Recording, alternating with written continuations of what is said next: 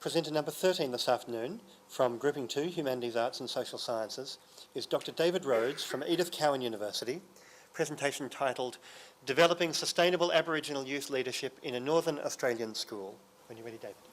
In a nutshell, this research is a significant and ongoing project which aims to build academic capacity and enhance the academic experience and achievements of Aboriginal students from Northern Australian regional, rural and remote communities who are boarders at Camilda College in Darwin.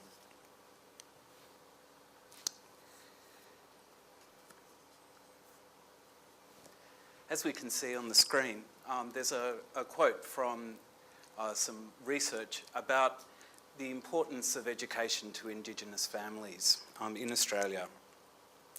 And one of the big things that we can find is that although Aboriginal students underperform in education in Australia, which has been demonstrated through NAPLAN testing, through the low numbers of Aboriginal students that complete Year 12, and those students that don't actually complete Year 10, who are of Aboriginal descent, the numbers are quite significantly lower than their non-Indigenous peers. But this isn't because their parents don't necessarily want them to go to school, that they don't value school. But certainly we have a history of racial discrimination that's been embedded in our society. And most Aboriginal people, the parents, the grandparents, and the great-grandparents of the students that are attending, Aboriginal students that are attending schools in Australia at the moment, have been alienated by education and don't necessarily understand what a good education will look like. So at Camilda College, we collected a range of data from a survey of pre-service teacher education programs. We conducted narrative contextual and content analysis of research literature and government reports, and we conducted surveys across the school of parents, students and staff. And also we conducted interviews with students and staff at Camilda College. One of the overwhelming findings was that teachers felt completely underprepared from their teacher education programs for the challenge of teaching Aboriginal students in the classroom. In fact, there is a very considerable low expectation that is inherent in education in Australia of Aboriginal students. The expectations are low, and therefore we can assume by correlation that the outcomes are going to be quite low as well. I'll give you an example of a student at the school who was who desperately wanted to become a medical assistant or a nursing aide. She was enrolled in an aquaculture course when she was in Year 11.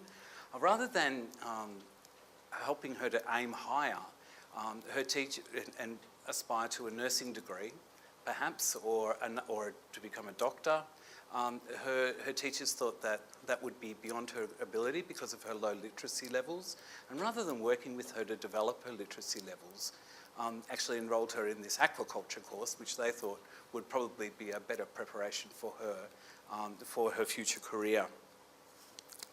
So this culture of lower expectations underpins so much of what happens in education in Australia.